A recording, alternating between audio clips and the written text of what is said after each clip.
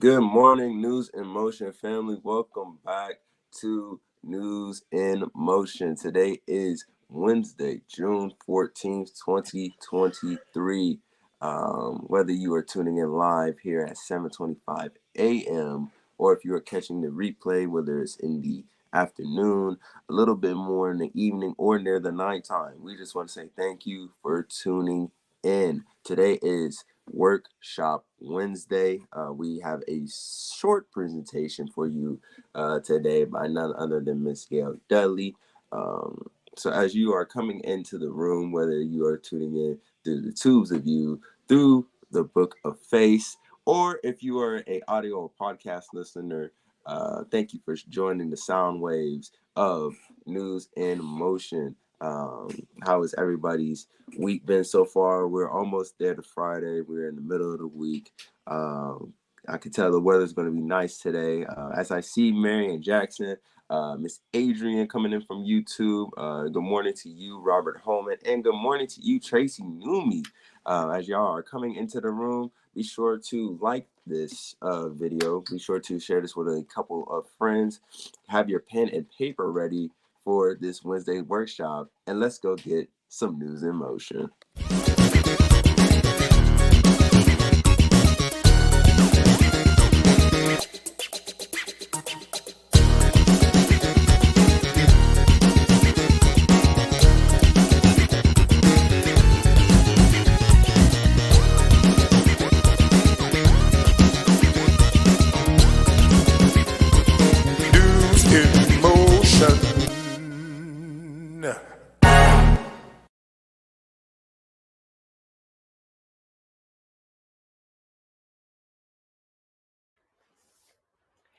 Hey, what's up, everyone? It is time for News in Motion. I am your host, Gail Dudley. Today is Wednesday, people. It is Wednesday, June the 14th, 2023. And yes, Deborah Johnson, while you're over there in the Bahamas, it is a little chilly, but I like this kind of weather. I don't even think it hit 70 yesterday. I think today is going to hit maybe 71, 72, but it's a beautiful day. I love this kind of weather. But you enjoy yourself over there in the Bahamas doing what you do. Let me see who's in here this morning. I want to give some quick shout outs. I see Marion Jackson coming in from YouTube. Adrian's on YouTube. Robert Holman, good morning to you on Facebook. Tracy Newmy, what's up, sister? She's over here on Facebook. Deborah Johnson, she's in Facebook, but she's over here on Facebook, but she's in the Bahamas, as she told us. Hester Jackson, Yvonne Gardner, Jacqueline, good morning to you. Jeff Payne, good morning to you. Tracy said, no bragging. That's right. No bragging. Don't mess with us. Okay. But y'all, there's a lot going on. We want to cover a lot of news this morning. And we're also going to give you just a short presentation. And it comes from actually a post that I made on my Facebook page on yesterday. So with that being said, again, today is June the 14th, 2023. I am your host, Gail Dudley. Welcome everyone who's tuning in on Facebook, LinkedIn, or YouTube, or on our podcast platforms. There's about 1,000 plus people over here on the podcast platform. So we're real excited about all that. I see you, Stephanie Burbridge Hall, as well. Thank you for allowing me to spend a portion of your morning with you, if you're catching a replay. I just want to say thank you. As we are into our celebrating men this month of June, we have a few more names we want to throw out to all of you. We gave, I think, about 25 names yesterday. So these are the names that we that have been turned in. Patrick Hensley. So we want to say good morning to you, Paul Philstein. And if I mess up any of y'all's names, just don't cuss me out. Robert Mann, Joseph Braw, Kingston Kellum, Albert Montgomery, Harold Williams. I have two Morgans here, Morgan Davis and Morgan Elsley, Elsley, Todd Dozier, Rod Kelp, Robert Holman, Lawrence, and then it had in parentheses Larry Broswell, Kevin Delaney, Cameron Palms, Torrance Pace. We also have a Terrence Hawkins, Bradley Flowers, Steve Lewis, and Kelvin Roberts. So we want to keep shouting out our men. We want to highlight them and the work that they're doing. Today, I want to specifically pull out our own Kenny Stanley. make sure you are supporting his podcast and what he's doing with Game Over. He's constantly evolving and growing in that. So we want to shout out Kenny Stanley, and make sure you tune in on Saturdays or catch the replay of Game Over right here on News in Motion, or on his personal Facebook page at 6:30 on Saturdays. Also, another shout out to the men, We have a young man, and this is a ask, and I want y'all to please, please, please help me help him. He's one of our own, and that is Isaiah Jones. Isaiah Jones did phenomenal with his classes last semester, quarter, whatever he's on, through Columbus State.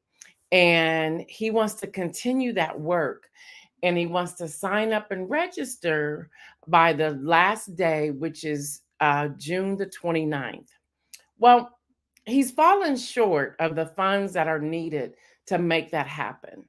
So y'all know he's a freelancer. He's building his business. He's going after his passion. He's going after his heart, and I want us to help him. I want us to help him. We had a great conversation this morning in the green room. I gave him some suggestions and some ideas to help raise those funds. And yes, y'all, News in Motion, News in Motion, the News in Motion organization, we're going to help as well. But I also want our viewers and listeners to help him as well. So he is short $500. He is short $500.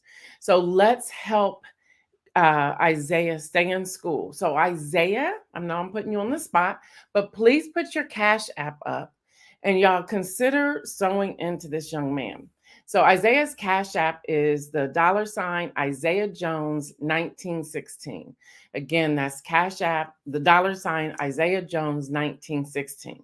So you may be saying, well, I don't have Cash App. How else can I do it? Well, if you want to send a check to Making a Difference LLC, you can do that. The address is going to come up, and we'll also make sure we put it in the chat. That's the address. Put in the memo section, NIM for Isaiah Jones. Put in the memo section, N as in news, M as in motion. So News in Motion, NIM for Isaiah Jones. But you will have to send that today so he can get it. They can do the back office bookkeeping there at Making a Difference LLC. That's where you'll get your tax receipt, and then they'll turn that over to Isaiah so he can do that. So we want to help. Deborah Johnson is asking if you have Zelle. Yes, he does. So Deborah, I will email you his Zelle information. I will email you. Karen is asking for the Cash App again. So the Cash App is back on the screen. For those of you who may be listening by audio podcast, the Cash App is the $ Isaiah Jones, ISAIAH Jones 1916. So y'all, he's short $500. So some of you may say, well, what if he meets that and go over it? Well, he'll just gonna put it in a savings account for his next time, or for books, or for gas to get to class, whatever that is. Okay, Yvonne is saying she needs Zelle as well. So Isaiah, if you can grab the people who are saying they need Zelle, we will text them individually. Make sure I have y'all's text number. I believe I have yours, Yvonne. I know I have Deborah's. So we want to help send this young man back to school. We want to help do that. And thank you in advance. Again, I put, he's probably like, what is she doing? Yeah, I said what I said. I said it. So that's how we're going to help. Deborah says, Isaiah is phenomenal. This is how we can help someone who is helping us every week. Absolutely, absolutely, absolutely. Thank you, Deborah, for that. All right, y'all, going on back to the news. Thank you, Marion. Marion always grabs it and puts it in the chat. Thank you so much.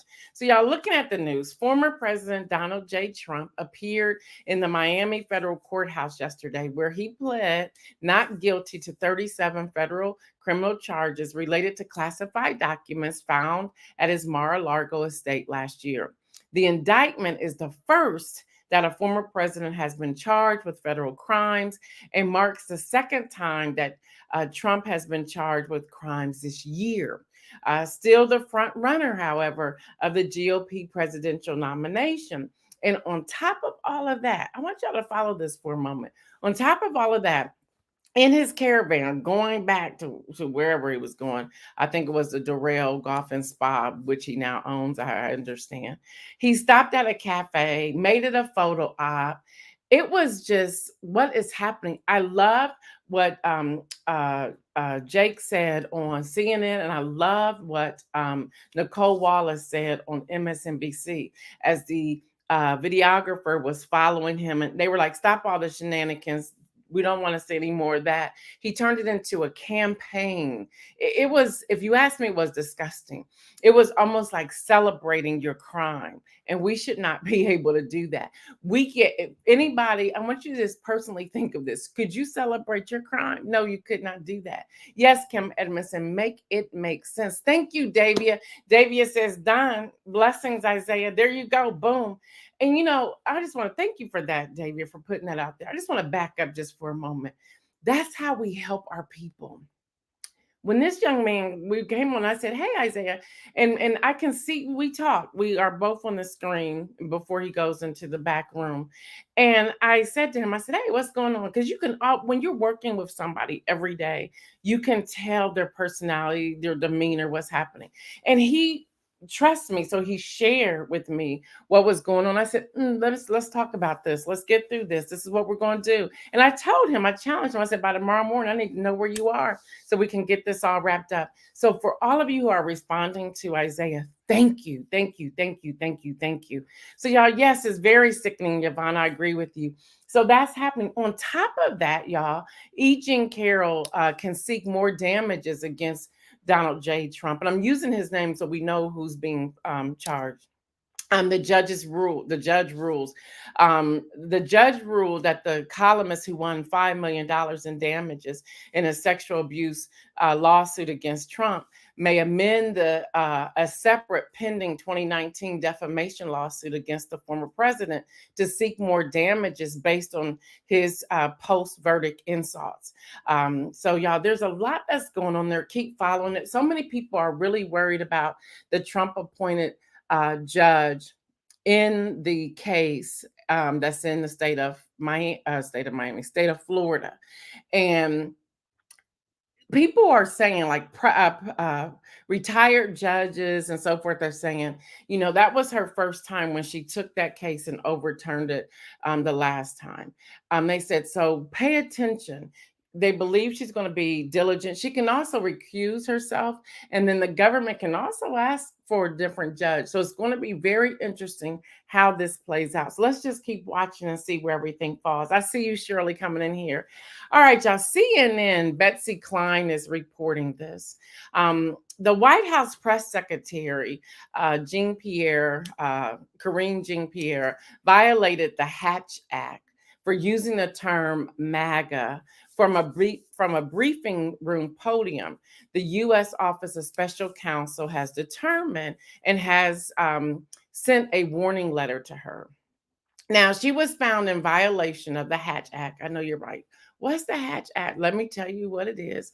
And I'm going to read it so I don't mess it up. The Hatch Act is a federal law passed in 1939, which limits certain political activities of federal employees, as well as some state, DC, and local government employees who work in connection with federally funded programs. The law's purposes are to ensure that federal programs are administered in a nonpartisan fashion to protect federal employees from political coercion in the workplace, and to ensure that federal employees are advanced based on merit and not based on political affiliation. If you want to learn more, here's the website. Check it out. Y'all know, I believe we should read for ourselves. www.os as in Sam, C as in cat.gov. Again, that's www.os as in Sam, C as in cat.gov to read more on it. So from the podium, just to break this down a little bit, from the podium, she said MAGA. And she was talking about MAGA officials who don't believe in the rule of law. That was her direct quote. So we have Michael Chamberlain, a former Trump administration official and director of Protect the Public's Trust organization, filed a complaint against her, saying that her statement was to influence the vote. Now, let me just back up for a moment. When you keep hearing MAGA over and over and over again, one can assume that the vote will be influenced to go towards MAGA. And so she made her point again. Her direct quote was MAGA Republican officials who don't believe in the rule of law. That's what she said. So they did not fire her. They just kind of like slapped her on her wrist saying, stay away from that. Be very careful. And she's very careful. Many times from the podium, she will say, well, I can't speak to that because it's a political issue. I can't speak to that because that's a party issue. But back up for a minute, y'all, because the more I dug into this and read into this, I have a question for those of you who are listening and viewing this morning. If this is the case, and this happened since 1930, it's a 1939 law, and they were talking about you cannot influence the vote if you are in an official government capacity. What does that say about campaign rules and laws? What about the commercials we see where people pay millions and upwards to billions of dollars? Because when I read this, it doesn't separate a candidate or somebody running for office. So when you're throwing shade or when you're throwing out your opponent's information, name, calling Democrats, Independents, Republicans, Libertarian, Green Party, or whatnot, aren't you violating the Hatch Act? I really want to talk about this because I kept reading it. And again, I want you all to read it for yourselves. Go to www.os as in Sam, C as in cat.gov, and I want you to read it for yourself. And I said, wait a minute, hold up. So every time somebody gets up and they talk about other people or talk about the other party, as an employee, I'm not talking about somebody who hasn't been elected yet, but they're an actual employee. Aren't they violating that? Dr. Antoinette says, was driving, but we had 4 years of Hatch Act. Yes, we did. And I pulled that up too. You in my notes, Dr. Antoinette, you are in my notes. Good morning, Gwen. Yes, y'all. There were 11 complaints of the Hatch Act in 2018 and 19 alone. There were 11. And those were all from the podium. Let's go back to the Trump administration from that press room podium. And I thought, wow, what's going on here? So yeah, this is how I want us to think. And I'm going into my presentation a little bit, but this is how I want us to think when we're going into the 2024 elections. So when you're looking at this, you're looking at so far more than 40 White House press briefings, or what they call gaggles, have come up with this Hatch Act, but nothing has really come forward until now with Jean Pierre. What's the difference? And her referencing MAGA. And actually, when you look at the transcript and with her speaking, she's actually pronouncing it MEGA, not MA, not MAGA, MAGA. So that's all interesting. So I want us to keep following this and see what's happening as we're building on this as well. Now, I also want to share with you all this morning before I go into the actual presentation that those of you who have student loans, you have a little more time. The Department of Education has locked in when student loan payments will restart after the 3-year pause from COVID. Interest on loan payments will begin in September, but payments will not resume until October. And you can find all of this on the Department of Education's website. Bankrate reports that the U.S. Department of Education, not only have they extended the payment pause, they're also looking at how to put people back into paying their loans. So September the 1st, 2023, when interest rates will accrue again and payments will resume in October. Now you have to really go to your loan website to see what you owe and what that looks like. You can also pull out the actual interest rates as well. So what Bankrate is suggesting is that in September, you pay as much as you can on interest. Just make an interest payment. Just pay whatever you can. And then October, return to paying your loan. Now, I don't know how this works. And I couldn't find someone to join me today to talk about this, but we're still looking for someone to hopefully join us, possibly tomorrow or as soon as next week. I'm also reading where, and those of you who are financially savvy, Kim Edmondson, if you're on here, speak to this. Hester, if you're on here, speak to this. That you can do your regular payment in October, and then do, even if it's a $25 additional payment, like 7 days to 10 days later. I don't know how that works. And they're saying that will help pay down the interest, and that will help pay down your initial payment. So whatever that is, but I'm asking you to seek advice and make sure you're getting the information you need. There's also other opportunities out there. So that's why we're looking for someone to come on here who's knowledgeable about this, to talk about the wealth of resources that are out there to help you get through these loan repayments.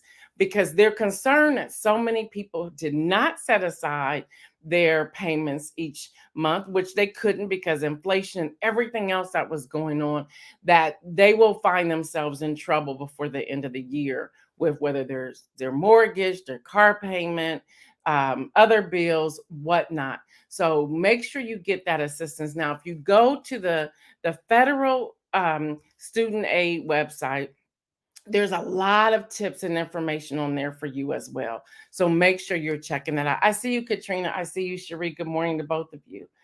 And as seen on CBS News, Illinois has become the first state in the U.S. to outlaw book bans. Somebody cheer for that.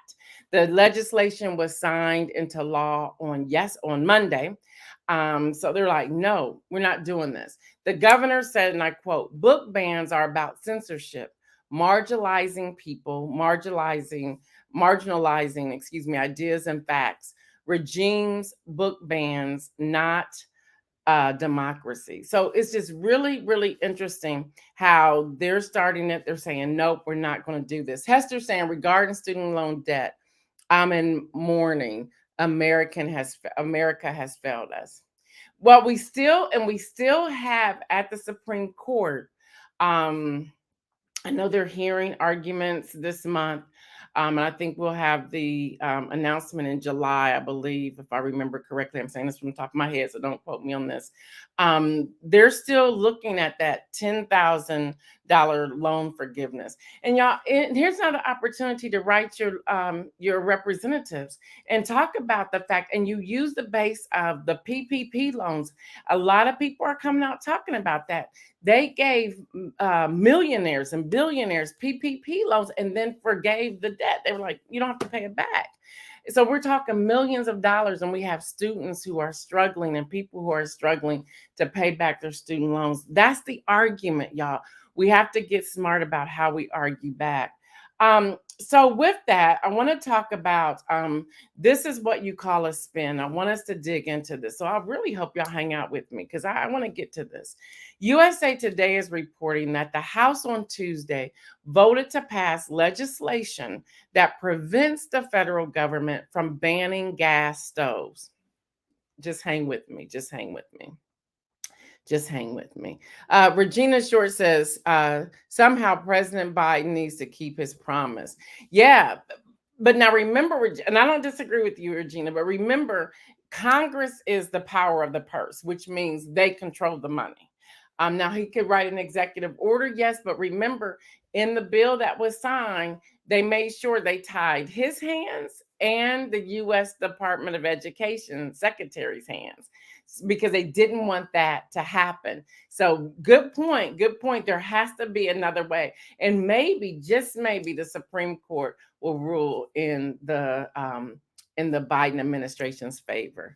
All right, y'all. So let me get back to this. Prevents the federal government from banning gas stoves. Just hear that. Just hear that.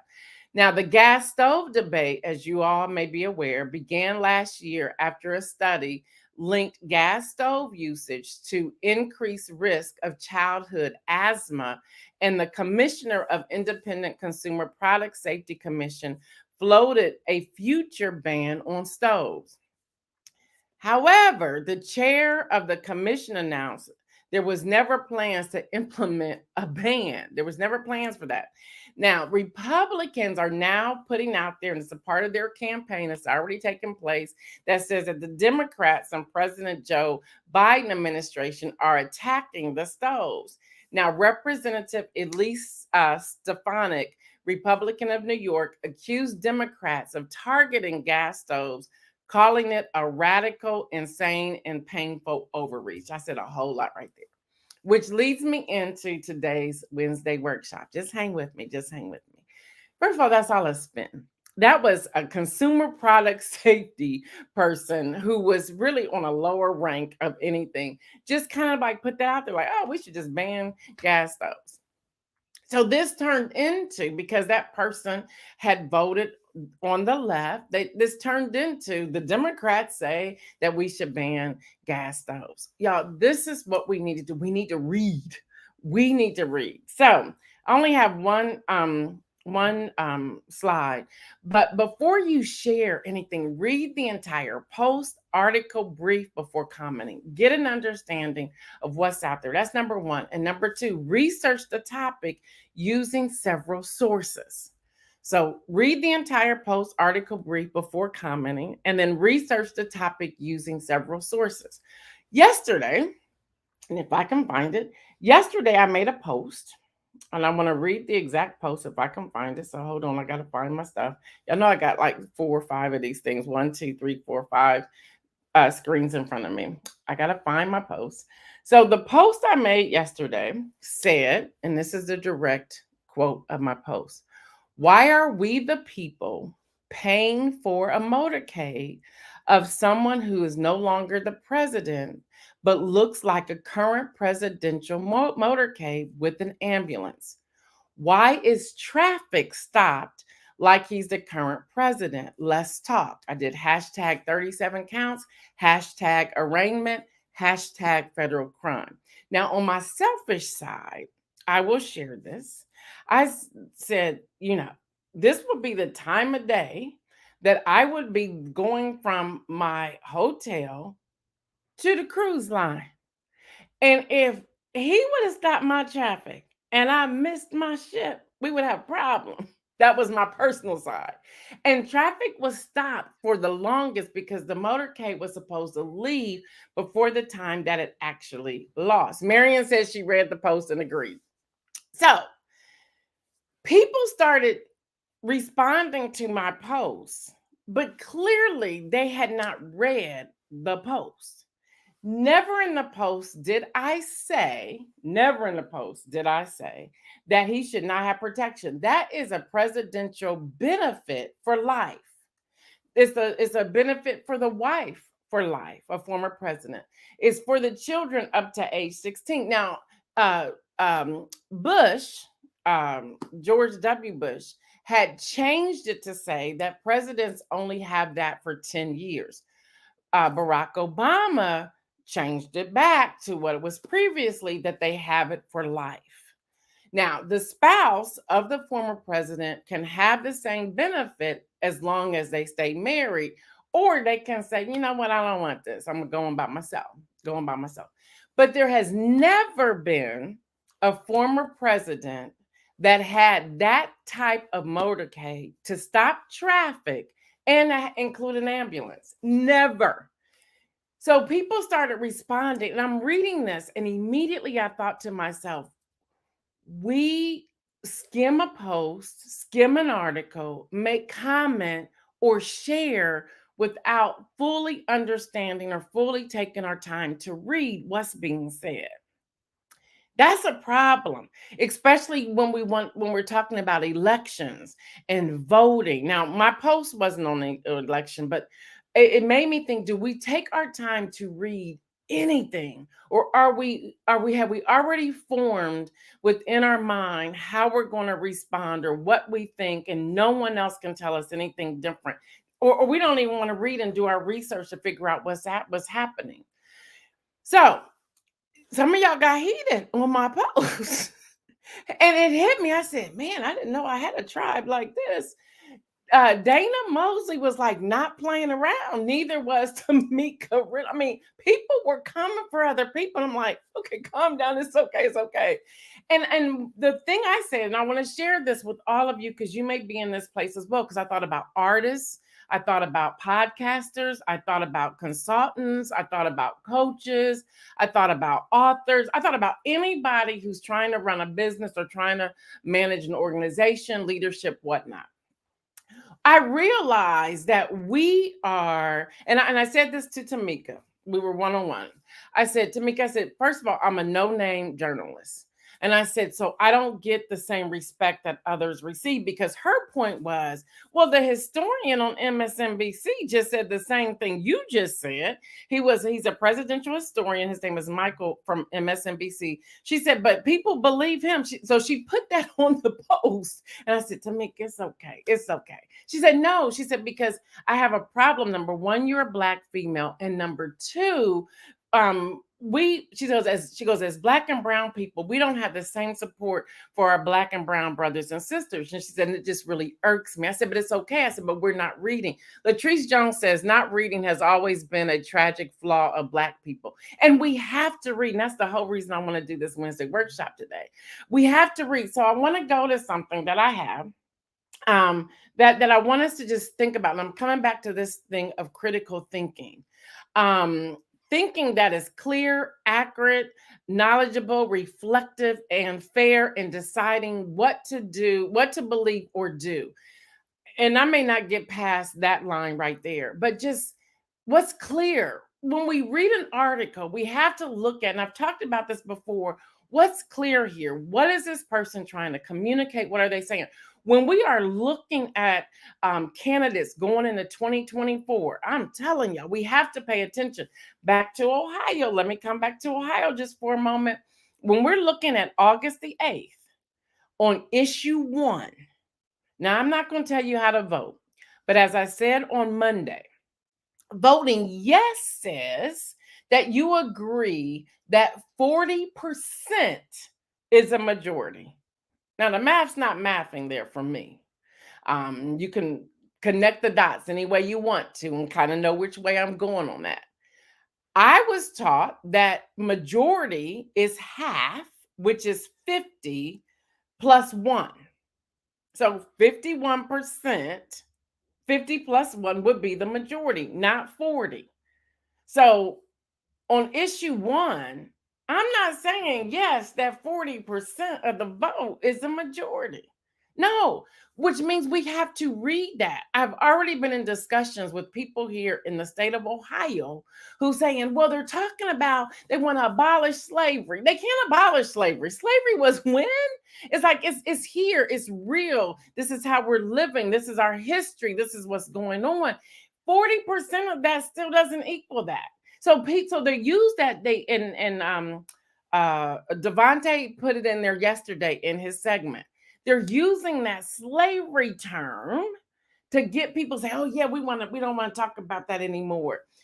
Into this issue. Y'all, you have to read it to understand what's there. Don't just take a spin from that. Don't just take a spin for that. What's clear about that issue? What's clear about the author writing an article or a book? What's clear about the artist that's putting their artwork out there? What's clear about the podcaster? What's clear? What's accurate? What is the accurate information? Regina Short says there is a lack of comprehension.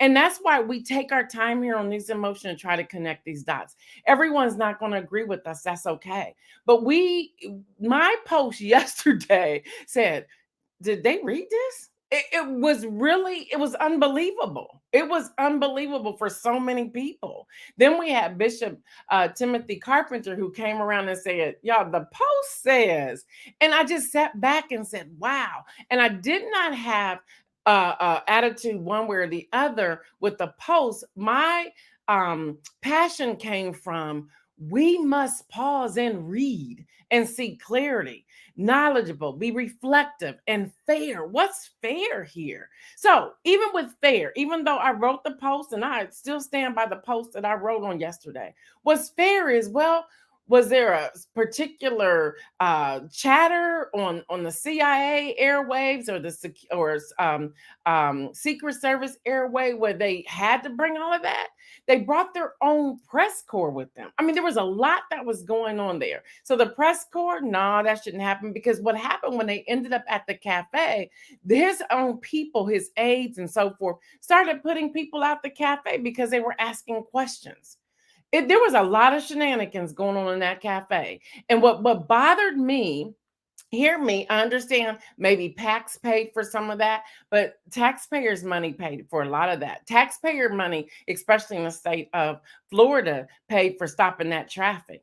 Yeah, that's what happened. The construction workers couldn't work. They lost time in different areas on that highway. There was a lot that was happening there. People couldn't go into the garage, or they couldn't leave the garage because of that. You have to put everything together there.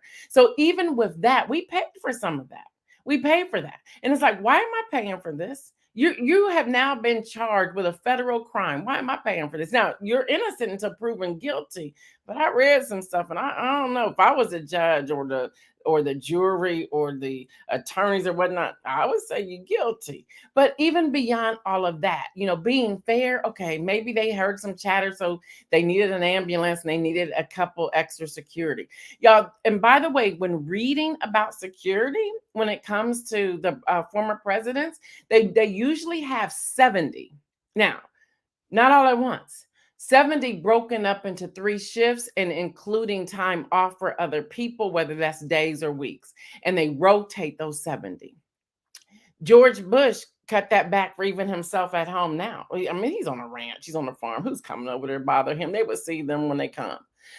Bill Clinton, same thing. It's like, I don't need all that.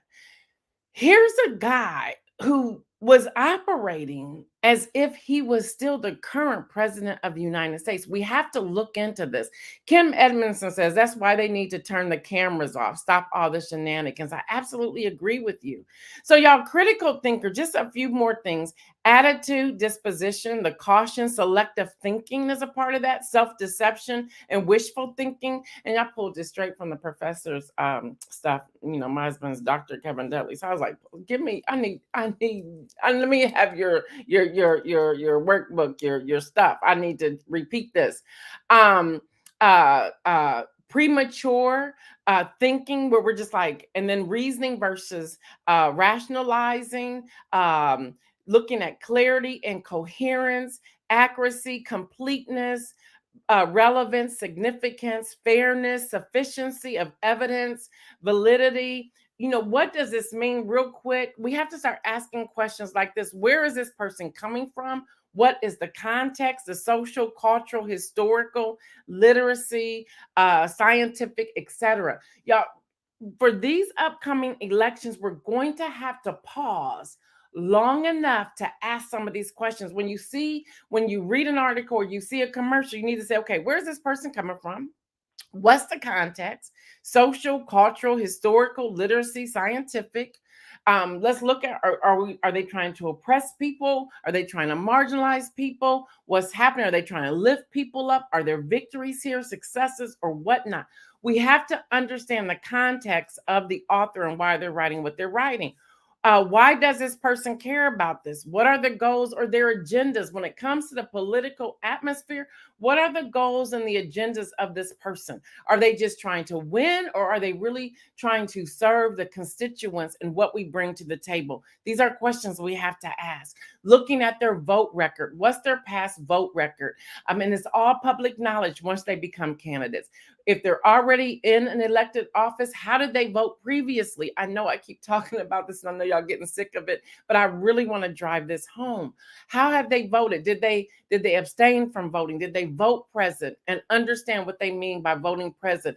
Really, that's a cop-out when you vote present. You're saying, I'm here, I'm voting, but I'm not going to let you know which side I stand on. That's really a cop-out. That's being a coward. And you need to factor that in when you're voting for people. What's the person's point of view or perspective and why? Trying to dig deep. This is critical thinking, y'all. We have to take our time and read and think critically about what's happening.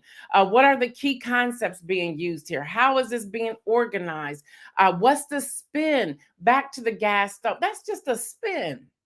That is a spin. But if you read it and if you take time, you can't just read one article, you all. You have to read 3, 4, 5. At least go to the link and check it out. Things are out there. And you can now check, you look at a person and how they've been writing, and all of a sudden their writing changes. It's like, okay, is AI playing a part in here? What does that look like? So even going into the inspirational message, because I see the time has passed, but even going into the inspirational message, I want us to pause and think. So the inspirational message today is pause and think.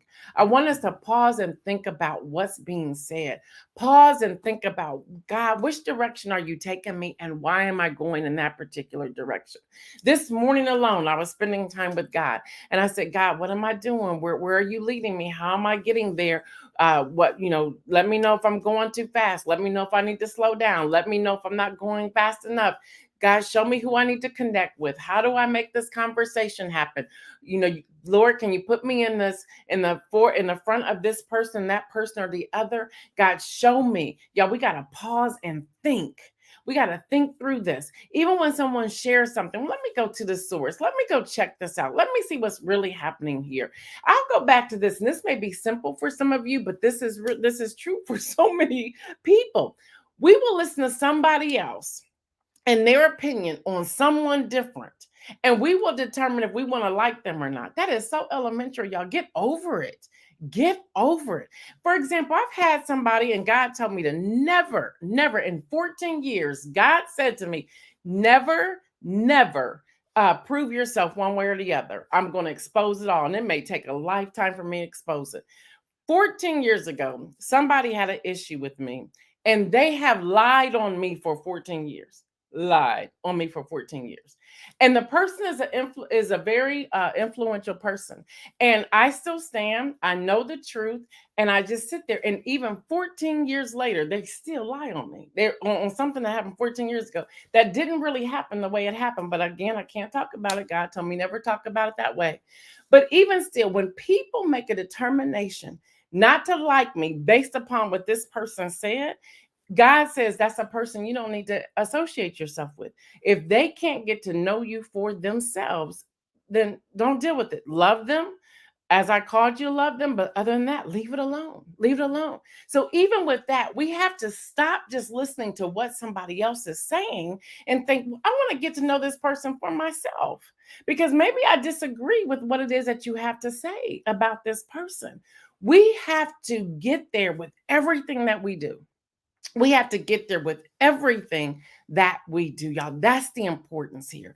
Pause and think for yourself. Use this critical thinking. All right, y'all. That's all I have for you today. Until tomorrow, this has been News in Motion. I am your host, Gail Dudley. You know what I say. Stay well. And everyone, remember, make some bold moves. I'm out.